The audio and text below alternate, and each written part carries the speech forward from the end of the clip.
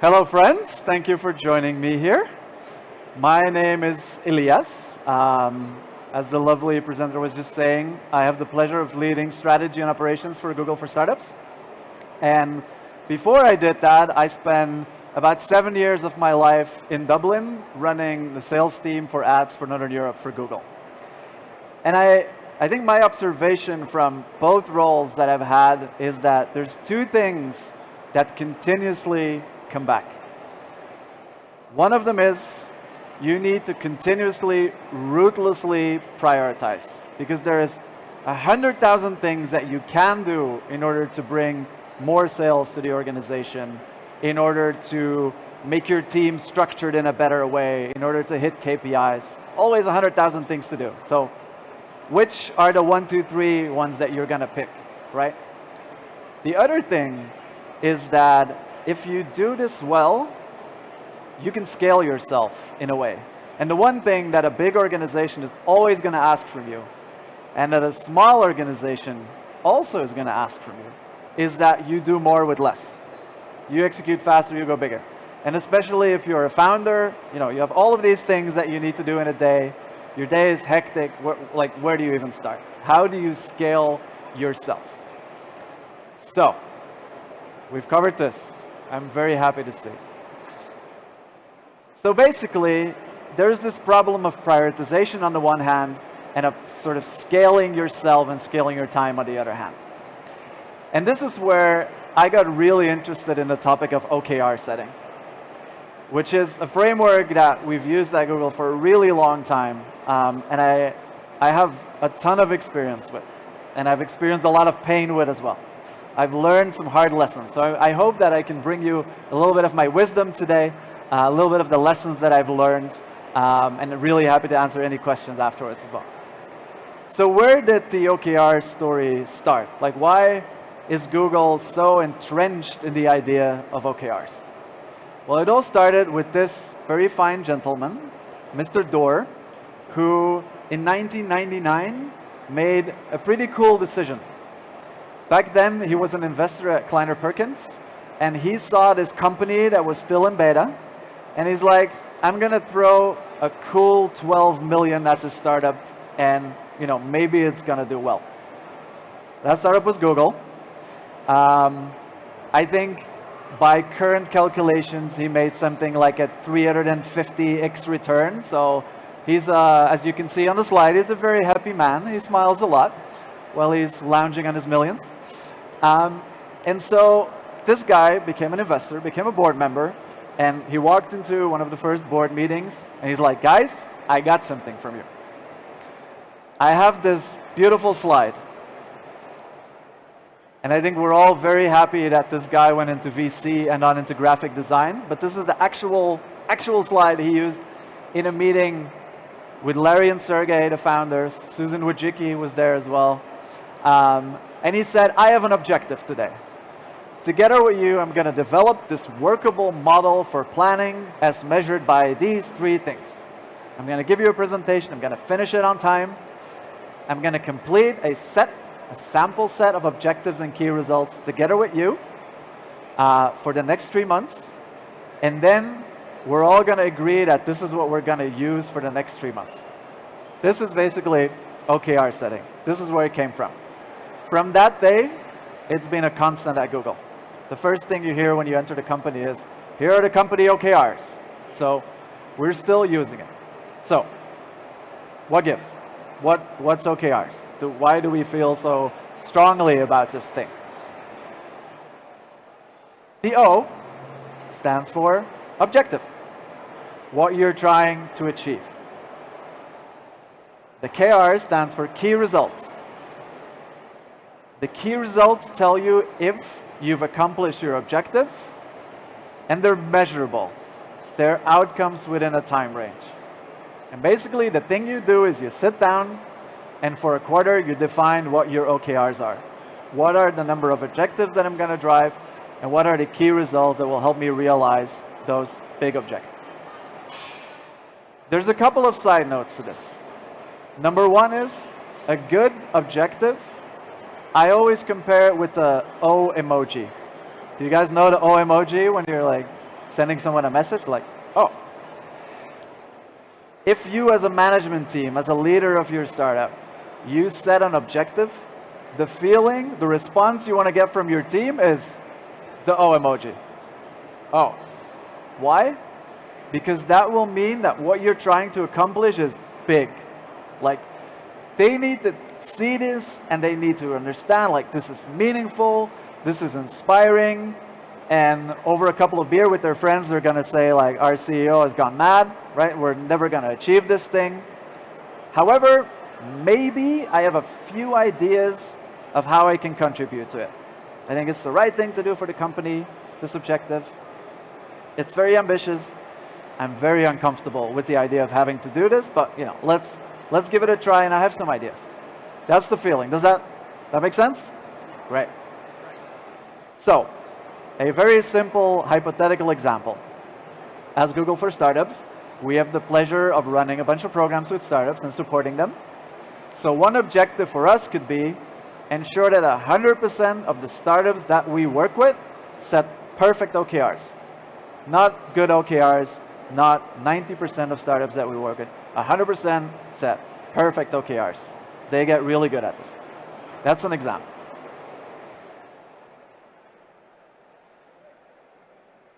Lesson number 1 about scale is that great objectives should be a forcing function for you as a leader to scale up your ambition. When you sit down, I can't stress this enough, when you sit down with your leadership team and you're starting to dig through your objectives, it's uncomfortable. It's an uncomfortable discussion because what you want to do, you go bigger. And when you have to make a decision between, we have 5 departments and we want to set one objective per department because, that's democracy, that sounds nice. And we make all of them sort of reasonably achievable, you're absolutely doing the wrong thing. You need to end up with like 3 that are big and bold and everyone can contribute to them. So scaling up your ambition. Now that's all good and well. So you've set like 3 to 5 like really big statements of stuff that you want to accomplish, how you want to change the world. Now what's next? Like, how do you make this actually stick in your organization?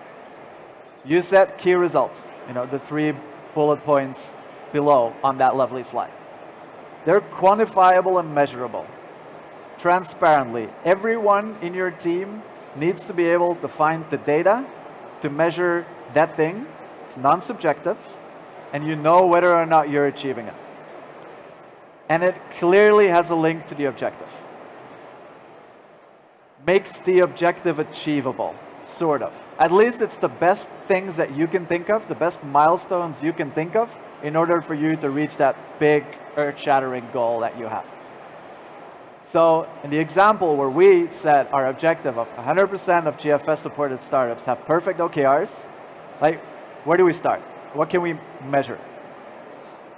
Well, first, we probably need to develop really good workshop materials because we need to teach these guys about this.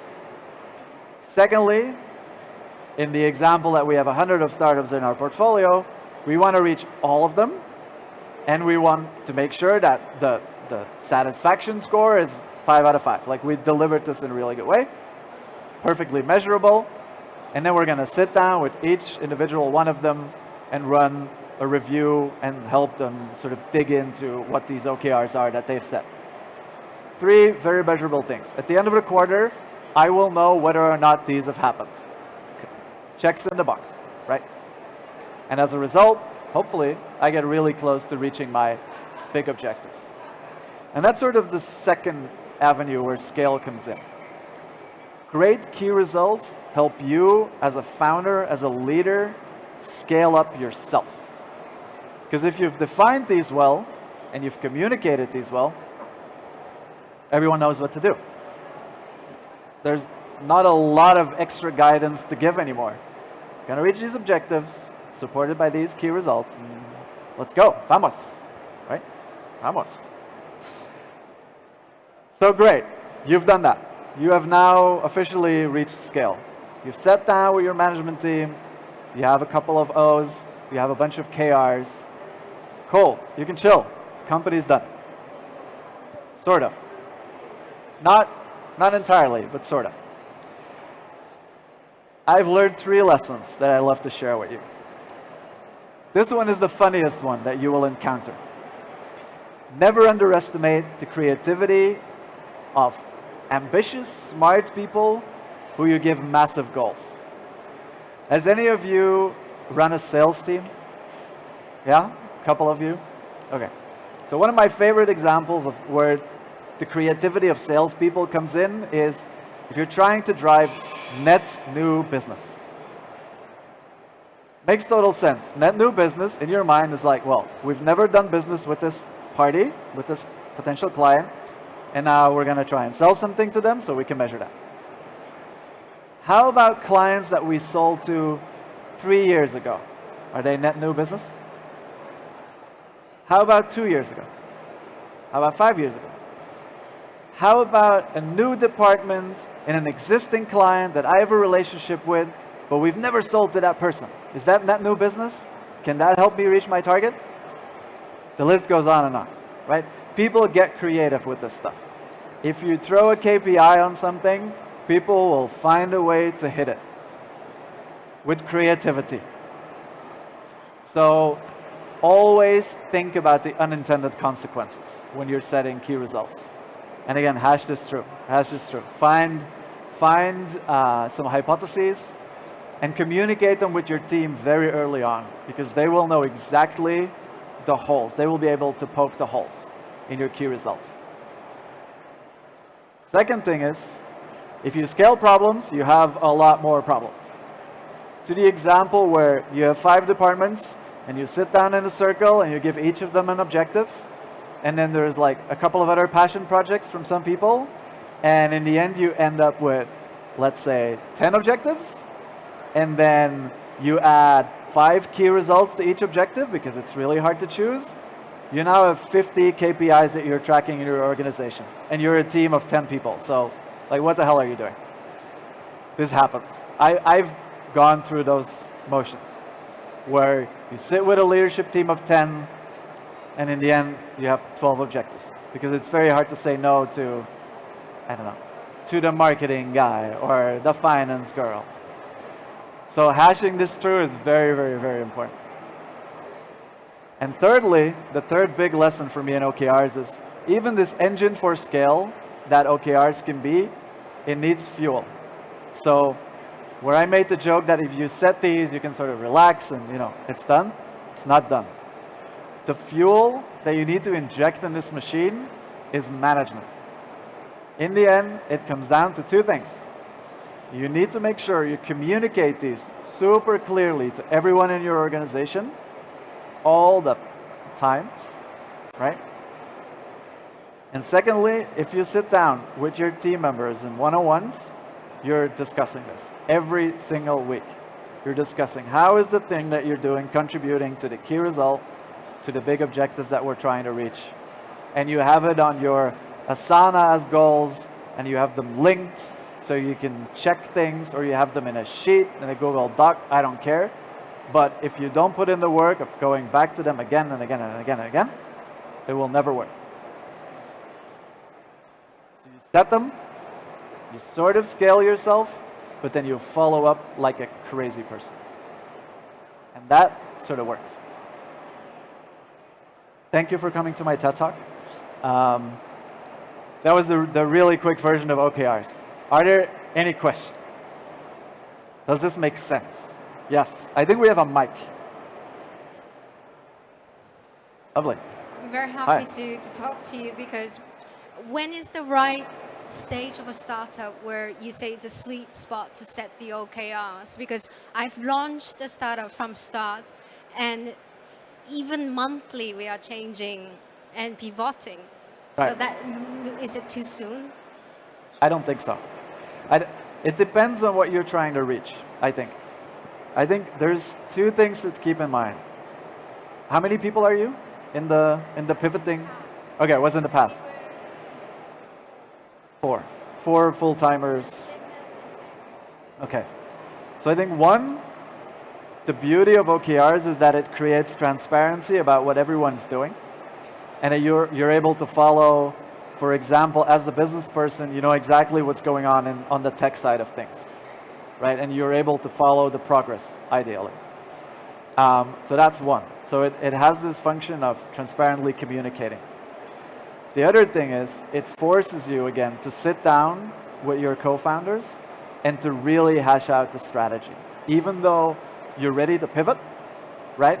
Even if you're only launching a pilot, you need to have crystal clear, what is it that I want to achieve with this pilot? Why am I doing this pilot? How is it going to contribute to me becoming a scaled business, a business that makes money? Exactly, exactly. You get laser focused on it.